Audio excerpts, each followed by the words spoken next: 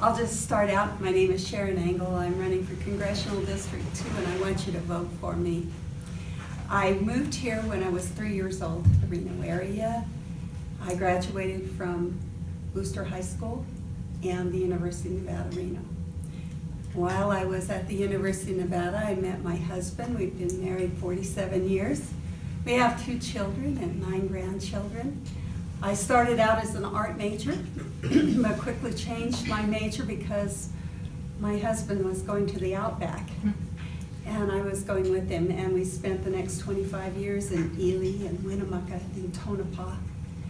I changed my major from art to education so that I could participate in the income of the family out there. And when my son was in kindergarten, he's my youngest, he failed. And I know lots of people have asked me, how do you fail kindergarten? Well, it was one of those cases where I believed that the teacher was right when she said that he needed to take another year. So I did, and it demoralized him to the point where I wasn't sure that he would be able to recover. He was a dropout at 6.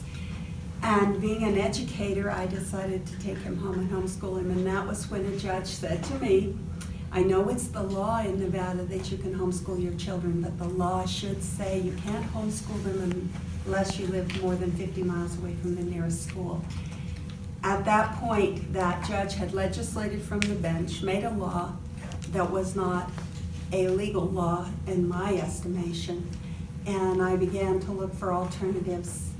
I started a private school and then went to the legislature to get the law changed, along with other lobbying groups, and that was my entree into politics. So I call myself an accidental politician. From that point, I did start a private school. Then I homeschooled after we got the law changed, and I put my children back into public school. My son graduated salutatorian of his class, went on to get his degree, and is a teacher now in Yerington. So that's the end of that story, but not the end of my political career. I went on to Tonopah to serve on the school board there in Nye County, and then we moved back to Reno, where I served for 4 terms here in the state legislature. And at the end of my career, I was able to get SB 404 passed, which is one of the most freeing homeschool laws in the whole United States. So where we started with a law that said you can homeschool your children in Nevada, we now have that same law. You can homeschool your children in Nevada without any other rules or regulations attached to that. I am running because Congressman Amodei has voted for some terrible things. And I feel that we need a change from that. You've given him 6 years to serve there, and I would like to make that change for you. I would be glad to talk to you about those things that I feel have been terrible votes, and why I don't think that he's going to change his mind on some of these things. I believe that there are others that agree with me. There are groups at the national level who have given him solid F's in conservatism. And if you go to a website, conservativereview.com, it shows you all of the votes that he's cast over the last 6 years and how they differ from the votes cast by conservative members of Congress. And there are a few. In this last go-round on the omnibus bill, where he made a terrible vote that leverages your futures by adding $1.3 trillion to the debt. That the CBO has said just the interest on that threatens our national security. But that bill alone, the CBO said, as I said, threatens our national security. But there are things within that bill that just underline the policies that he has voted for over the last 6 years. And like I said, he's an affable guy. We've been friends. We've actually served in the Nevada State Legislature together for the 4 terms that I was there. But we've all often been on the opposite sides of issues. I was the one that took the case all the way to the U.S. Supreme Court when our Constitution was attacked, when the governor decided he wanted us to pass a gross receipts tax. We ended up with a bill that came through the legislature that actually passed the largest tax increase in the history of the state. I voted no, the congressman voted yes.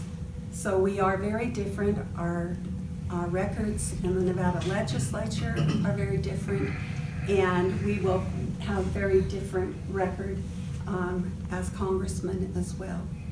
So I will just finish with that, welcoming your questions, saying that I'm Sharron Engel. I'm running for Congressional District 2, and I want you to vote for me. I'm Mark Amodei, born in Carson City in 1958. I know that's the oldest person in the room by a long ways. Product of public education in the state of Nevada, K through 16. Graduating here from the university in 1980. Product of the ROTC program, had a 3-year Army ROTC scholarship to help me get through college. Served 4 years on active duty as a JAG officer after that, spending part of that time as an assistant U.S. attorney at posts in Texas and also in Utah. After that, came back to Nevada in 1987, started practicing with the old Paul Laxalt law firm in land development, real estate, resource law, water rights, that sort of stuff. Ran for the Nevada Assembly in 1996. Yes. I hope this isn't a memory contest or I might be in trouble. In 1996, served in the Assembly in the 97 session. Then in 98, ran against a guy who'd never been beat before for the state Senate. Served 12 years and supported term limits in Nevada. Served my 12 years, left happily, and then went back into private life. During part of that time, I was asked to be the president of the chairman of the Nevada Republican Party. Served there for about 16 months while Sharron Engel was running against Harry Reid. Worked very hard for her. She's right. We know each other. We've been around the same stuff, and we put up a pretty good fight on that whole thing, and it didn't turn out where we wanted it to be. But nonetheless, I think a proven demonstration of team player. Sharron says she's an accidental politician. Quite frankly, I never planned on being on the East Coast as a member of the U.S. Congress. But when John Ensign had some PR problems, or some human resources problems, and Dean Heller was a quitter to take his position in the Senate, I was approached by some people saying, are you interested in this? Because if you are, based on the way you ran the Republican Party as the chairperson, open, everybody gets their say, and we vote on things, not just this is my idea and so we're going to try to ram my idea through. I decided to go ahead and throw my hat in the ring. Now when I did, and I was fortunate enough to be elected in a special election, which this September I will have been there for 7 years, I said a couple of things. I said, first of all, I says, I'm not spending the rest of my life here, but as long as the people of Nevada have given me this responsibility, I'm going to swing the bat as hard as I can. So the majority of that time was spent under the Obama administration. Tough time to be doing business as a legislator, but nonetheless, not a complainer. It's like if you can't get in the front door, figure out how to get in the side door, figure out if the back door is open, see if you can come down the chimney like Santa Claus. But our whole view towards the job was this: you've been given the responsibility by the people in Nevada, make them proud of their choice. So during that time, when we talk about serving in the Congress and the legislature, not a single ethics complaint ever. Forget about unfounded or not a single ethics complaint ever. No problems with all the standard scandals that make the folks at many of the news organizations happy to give you an alert or a whatever and have everybody, like it seems to be so much. We've been just the quiet blue collar workhorse and not the show horse. So when I was elected in 2011 and 3 subsequent elections, we don't take anything for granted. And so you work every day to say, I'm hoping that you think this was a good choice. And we've been blessed with some margins of victory in the general election that quite frankly surprised me. But in this business, you're only as good as your next election. So, and by the way, it seems to get more and more polarized as we go through this process. And so here we are going through it again. We're gonna run on our record. Record consists of many things. And Sharon's right. You look at some of those national organizations and they don't like the fact that I haven't voted their way all the time. Other ones, just recently, got one from a conservative organization we'll let you know about. Hey, thanks for being a good conservative. You got an 80. Now, remember Ronald Reagan? He was alive before some of you were born. He had the saying, if we agree 80% of the time, then we're friends. So the fact that I got an F for only being the Heritage Foundation's person 60 some odd percent of the time is an absolute fact. But I want to plant this seed for thought in your brains. Was the right thing for Nevada to do what the Heritage Foundation says 90% of the time? 85? 100? No disrespect to any of the organizations, because guess what? The League for Conservation Voters doesn't think much of me either. You know why? Because we've passed quite a few lands bills that give lands to cities and communities and tribes and all sorts of entities in Nevada that quite frankly need it if they're going to do planning and zoning. Washoe County's planning on doing a land bill right now. Been working on it for a few years. Douglas County is, Clark County, Las Vegas is. So it's part of representing the people who hired you. So, as I started out with this, listen, I'm not going to be doing this for the rest of my life, but I think I've worked myself into a good spot. I'm on appropriations, I'm part of the WHIP team, I've got the ear of leadership, people like Kevin McCarthy, Steve Scalise, Paul Ryan's on the way out, good contacts with committee chairs, I think we can get things done for Nevada. But that'll be the primary focus if I'm given another 2 years. We'll look at the issue, figure out what the facts are, and then make the decision based on what we think is the right issue, instead of, am I gonna get an interview on Fox or MSNBC or whatever. So with that, look forward to your questions on the Omni, or going back to 2003, some legislative votes. The rules are there are none, so fire away. And I know President Trump's been saying how he would like it to go back to the Senate and to Congress, where you guys can pick it over and try to get rid of some of the more aggressive spending things that no one likes, to get rid of that and see if you can push it through again, as it's already signed. How do you feel about that? Well, in total honesty, let me tell you that the omnibus spent the amount of money that everybody voted for the budget about 2 months before, including the White House, including the Senate. So when everybody goes, oh my God, the omnibus, it's like, well, that's the budget bill we passed 60 days before, and by the way, there were thank yous all around. Now, I'm not saying the White House isn't informed, I'm saying what is reported in the news and on the blogosphere is like, well, you forgot that a bunch of them voted for it. It wasn't unanimous, but it was with the White House's encouragement. Second thing you need to know about it is that's 30% of funding. So when we talk about the deficit, it's like, guess what? This is discretionary spending. Department of Defense, Department of Agriculture, Veterans Affairs, Homeland Security, all those things. So when you talk about the deficit, 70% of it is driven by what we call mandatory statutory spending. Social Security, Medicare, Medicaid, interest on the debt. That doesn't mean to say we should be given a pass on the 30%, but quite frankly, some of the things in my estimation where you're going, well, what the heck? It's like, first of all, the House passed all 12 of the appropriations bills 7 months before a vote on the omnibus came up. We sent them over to the Senate. You know what the Senate did? For 7 months. The record should reflect their silence, because you know what? They didn't do anything. They sat on it. And I'm not trying to pick on the Senate, but the cold hard fact is the Senate didn't go through any of that transparent appropriations process that the House did, in committee, on C-SPAN, on the floor, amendments offered on both of them. You can see how people voted on them, whether they passed, whether they failed. That's the congressional way where there's transparency. So there was plenty of chatter on our side. And you can go look at the C-SPAN files to see it. The Senate, 2 weeks before the lights are getting ready to go out, it's like, okay, let's get some people behind closed doors and let's start making some decisions. Does that upset me? Absolutely. But now I got a choice to make. And the choice is, so am I turning the lights out on the Pentagon when there's troops in the field? Am I shutting down Homeland Security in the face of border security issues that are out there? Are we cutting off funding to education? Are we shutting down veterans facilities? And I'll just tell you flat out, I was involved in shutting down the government in 2013 over the health care bill. And I also voted to keep it shut. That was a vote the Heritage people liked. But guess what? What result did it have? Almost none. So that old saying of doing the same thing and expecting different results, it's like, guess what? I'm not coming home and explaining to people on this campus why their grant funding's been cut off. I'm not going to the Department of Defense and saying, I know that your husband or wife is in the field in the Middle East, but guess what? We're not sure whether or not they're gonna get their paycheck. I'm not going to veterans who are depending on those services and saying, oh, there's gonna be a little bit of a delay in that. So yeah, it was an absolute value judgment on my part. But having said that, there are some things to keep in mind.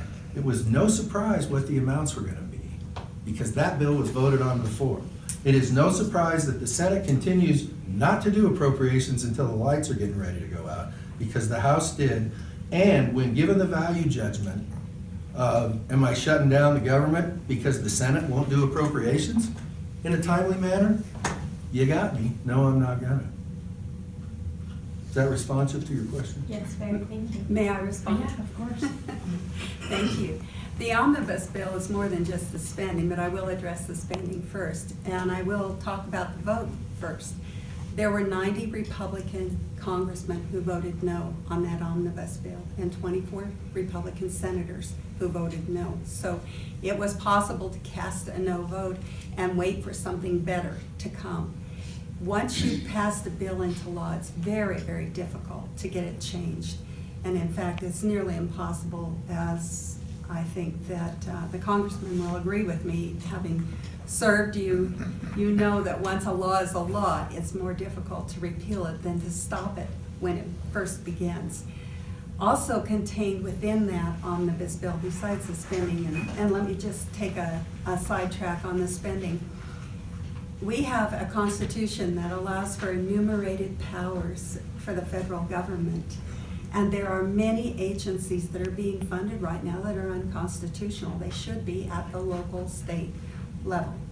And one of those is the Department of Education that should be continuing to have decreased funding until they are not at the federal level. What does Washington, D.C. really know about education in Nevada? Wouldn't we be much better off if we could keep those tax dollars here in our own state and spend them where we need to spend them rather than having them filtered through the federal system?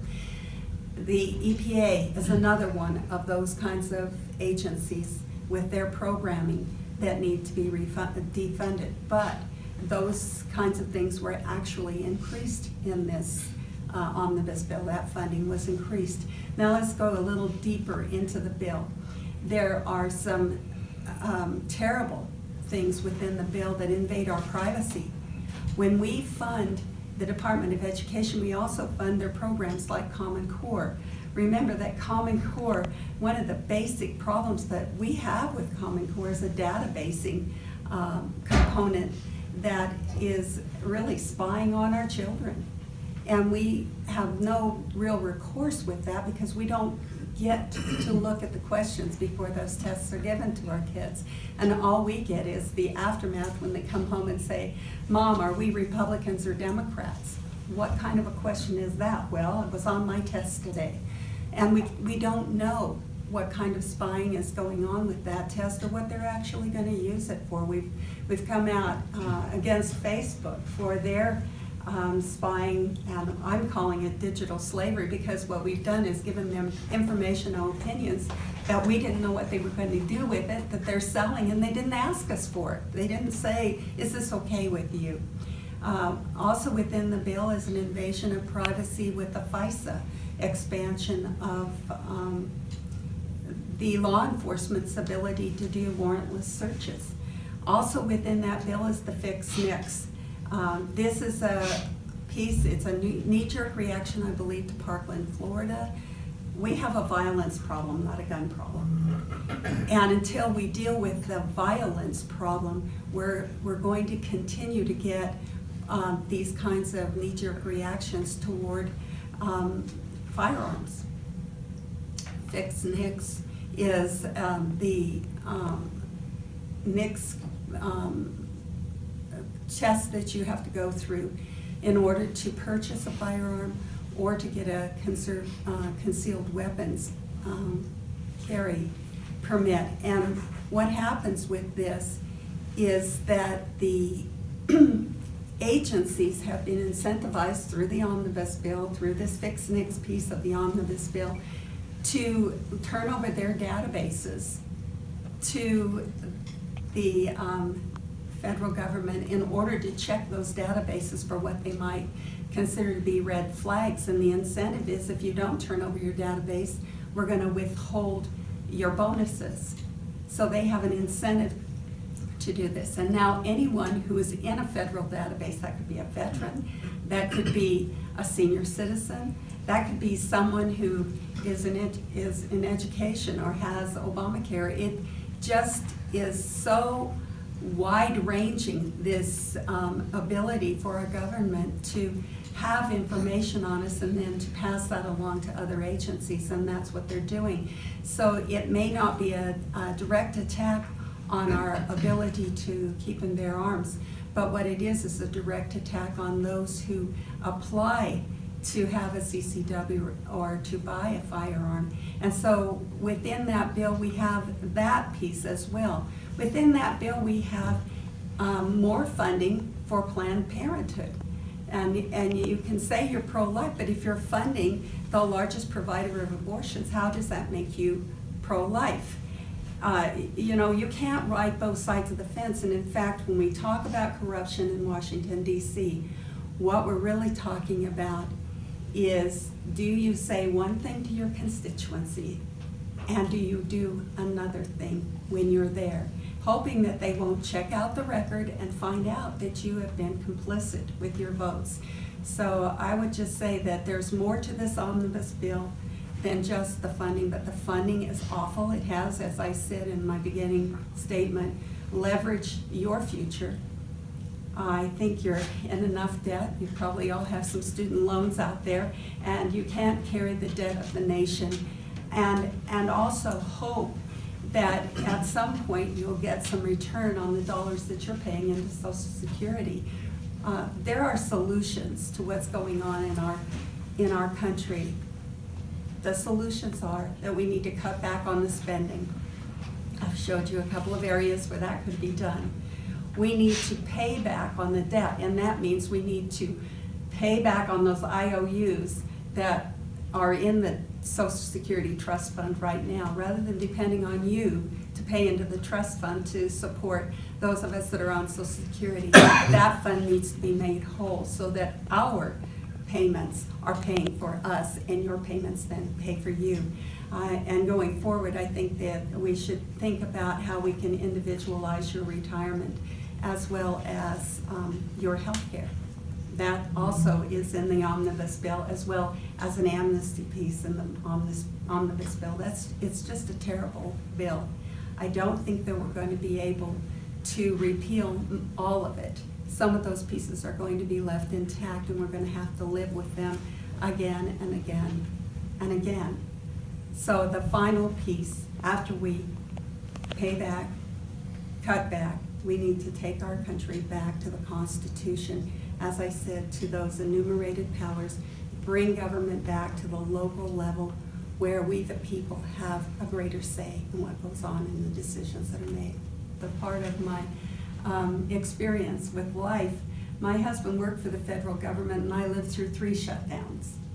And I will tell you, at the end of the shutdowns, we always got a paycheck. It always comes back. And they don't shut down essential services. They shut down non-essential. That word non-essential should be a red flag to every American. If it's not essential, why are we funding it in the first place? I don't think it's the worst thing that can happen when we have to adjust how we're doing things in order to balance a budget. We would like to see a balanced budget at the federal level. We have one here at the state level. Our state, unfortunately, thinks the way to balance our budget here is to raise taxes, but at least we have that in place where they have to consider it every time they're in session. Will we balance this budget, or will we just kick the can down the road to the next generation, which is what's been happening? And that's why this is still a terrible vote on a terrible bill. My turn? Yeah. Thank you. First of all, here's another fact to keep in mind. The omnibus funded the federal government spending through September 30th of this year. Let me repeat that. The omnibus funded the federal government through September 30th of this year. So the permanence of the funding is through September 30th. We're already starting markups on the next fiscal year, which will be October 1st through September 30th of 2019, fiscal year 19 for all intents and purposes. At least we are in the House. We've already been having appropriations hearings. You can see them on TV. We're having our first markups next week.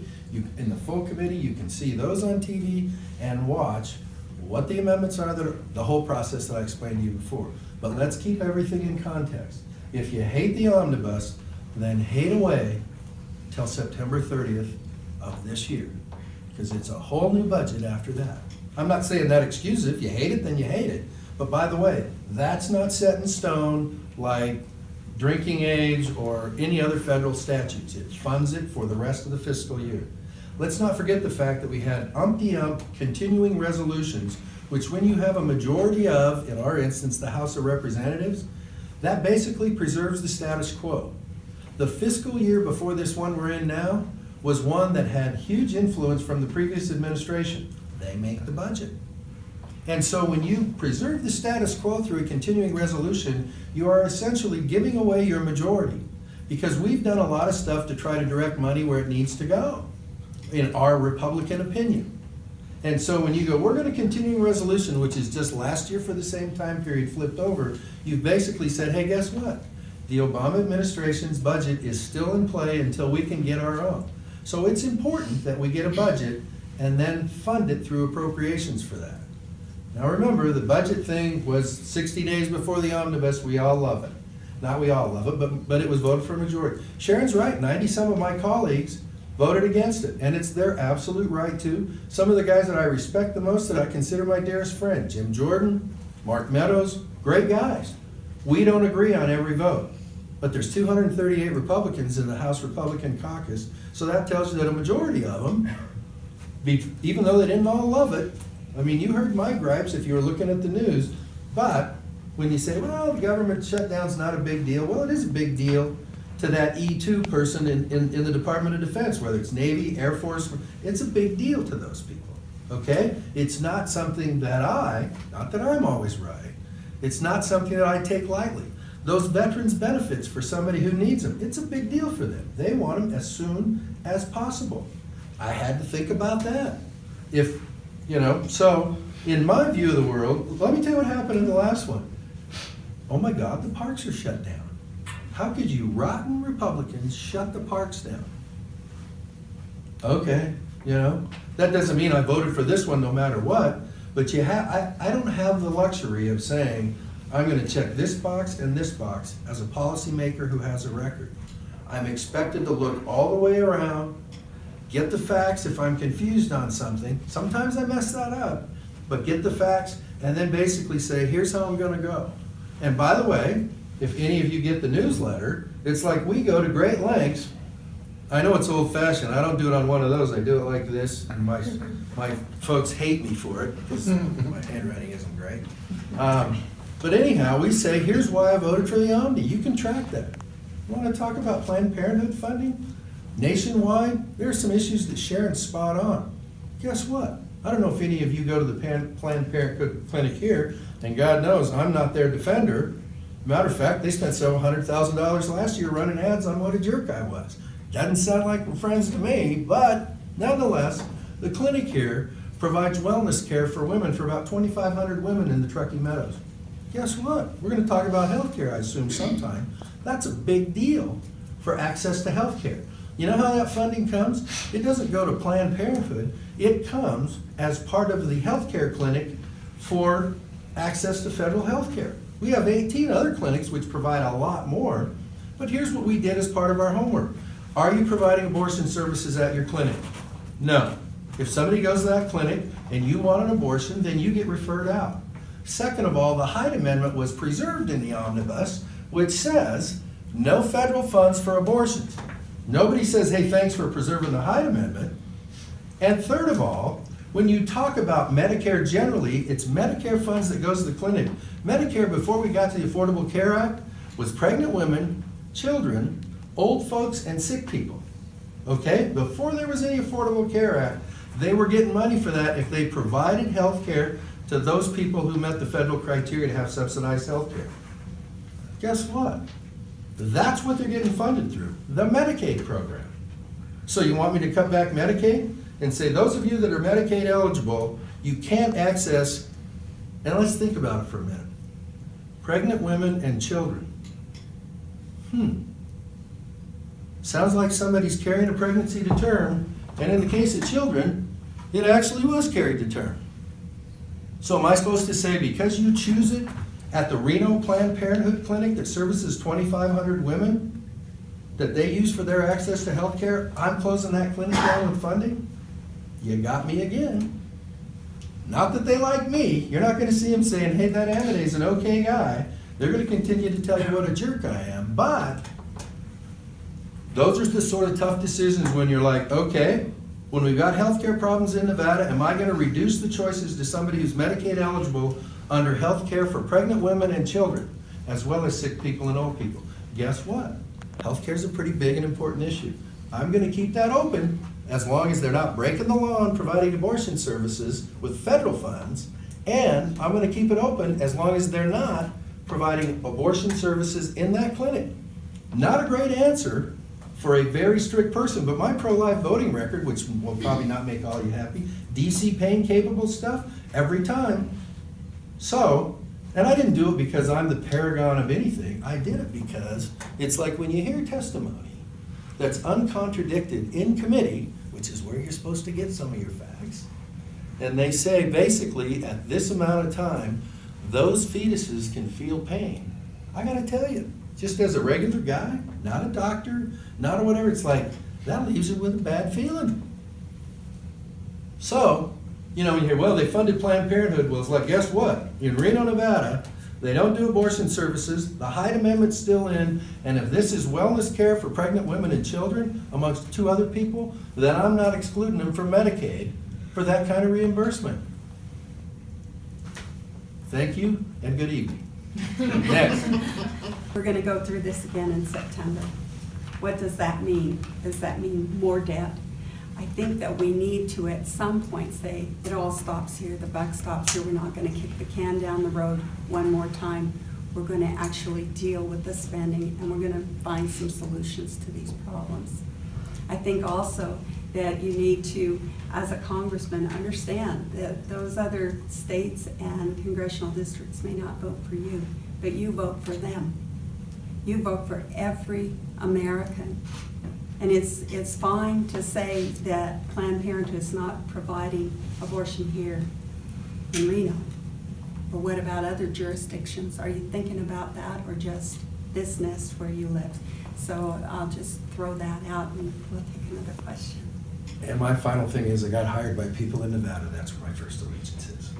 I encourage you to be very careful listeners to everything you hear on TV and on the internet and whatever.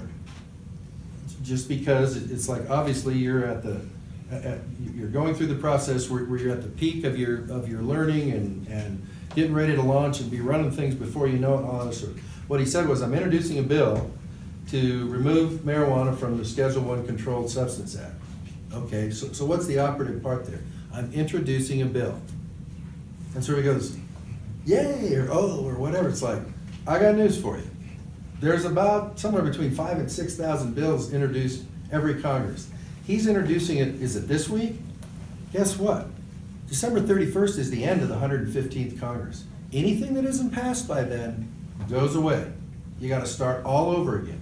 So you have to ask yourself, at the lightning pace that Congress acts these days, he's introducing a bill in, and by the way, you have the August recess, and then in October, because it's an election year, the place usually closes down so everybody can go out and try to speed date if they haven't been doing anything the previous 2 years or 6 years. And so you're sitting here going, how many legislative days are left? So you're saying, I'm introducing a bill to do that, and it's like, I feel your pain, right? And I'm just saying, and maybe I've gotten cynical, maybe guilty of that. It's like, wow, that's a bold move. You're introducing it. Let me know when you're going to get a hearing on that in the Republican-controlled Senate. Maybe only 51, but guess what? Let me know when you get a hearing on that. Short answer, I guess it's a nice PR thing for whoever you're trying to be PR about. We'll see how that works. The second part, in terms of DC and all that other sort of stuff, I gotta tell you, the only thing that's kept me afloat, to be honest with you, just speaking for myself, is if I didn't focus on what's the real issue and what are the facts and who do I need to talk to get some basis, because guess what? The 115th Congress is the tough vote Congress. I won't say that anything Sharon's disappointed with me in was an easy thing. It's like, listen, we had all sorts of hard stuff. The healthcare bill, the omnibus, the budget. What are you gonna do on some of those foreign affairs things? Net neutrality, you know, all that stuff where it seems like every week there was somebody white knuckling it. And so, the only life raft for me in that stuff is do your homework, talk to the people that are most affected, check the Nevada angle, and then basically say, okay, here's where I think I am. And then, not that that's the end of it, but then you say, if I miss something, let me know. But, I mean, if I had tried to be a talking point guy, or a political guy, like, okay, which direction is the wind coming? I'll just tell you this, I wouldn't be good at it. You know, I've been criticized recently for being a plain talker. It's like, well, guess what? I'd rather be called a plain talker than, what did he say? So, I'm just speaking for myself, but until people start, and you say, what's the solution? The bottom line, I think, is this, and I think it started. Until people start going, you know what?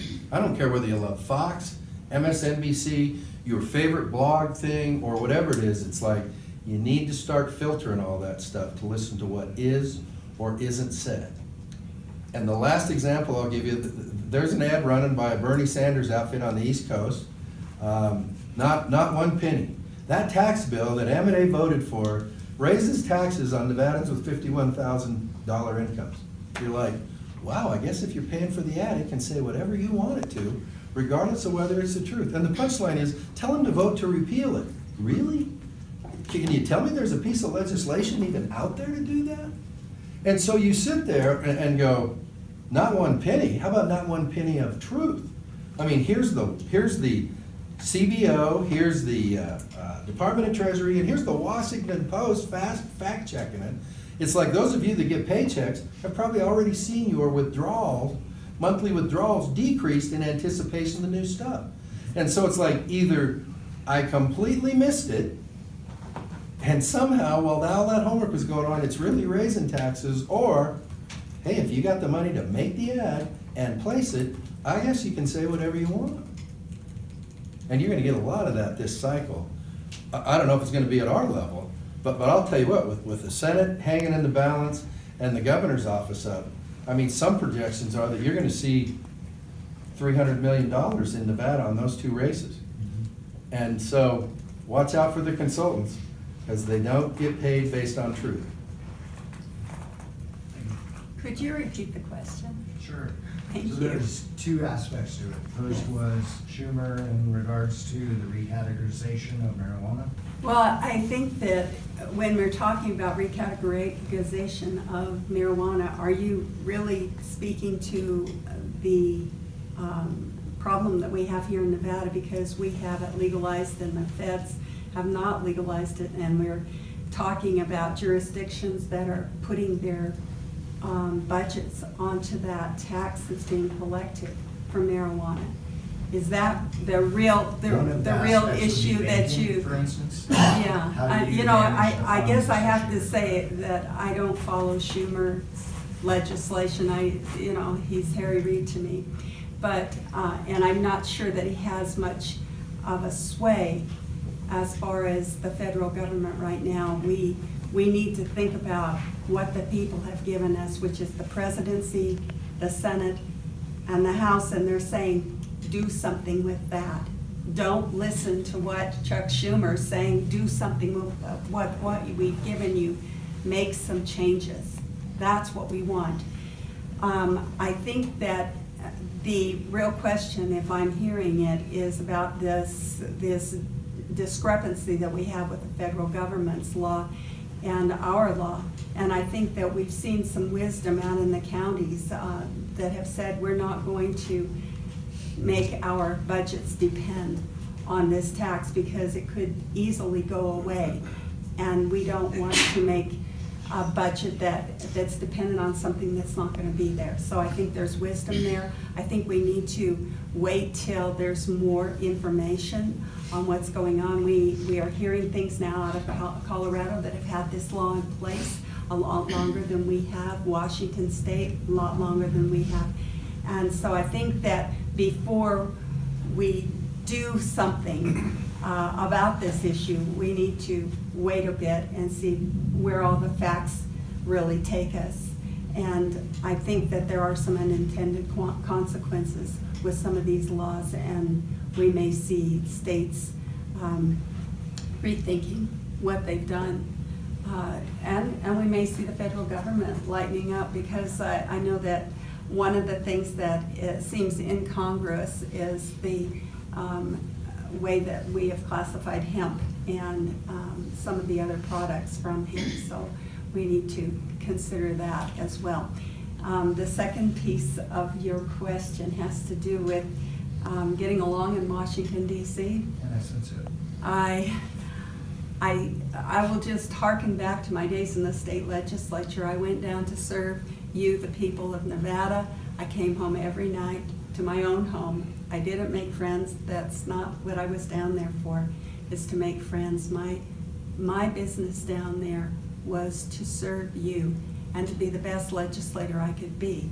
That doesn't mean that I didn't have colleagues down there, that we didn't work together. We can. I'm always able to work with people. I've gotten many bills passed, and I can get things done in Congress as well, but I don't need to be part of the Inside the Beltway crew to do that, and I don't need Harry Reid saying that I'm a hilarious guy and that he thinks I'm terribly funny. I just don't need those kinds of accolades from anyone to say you're doing a good job. What I want to hear is the same thing that I heard when I was in the legislature, as a lobbyist came in to ask me if I would vote for the Steve Wynn art tax exemption as a personal favor to Steve Wynn, and I said I don't owe him any personal favors. He whipped out a little black book, looked through it, said, well, Steve would be very happy with you through the next cycle if you would do him this favor.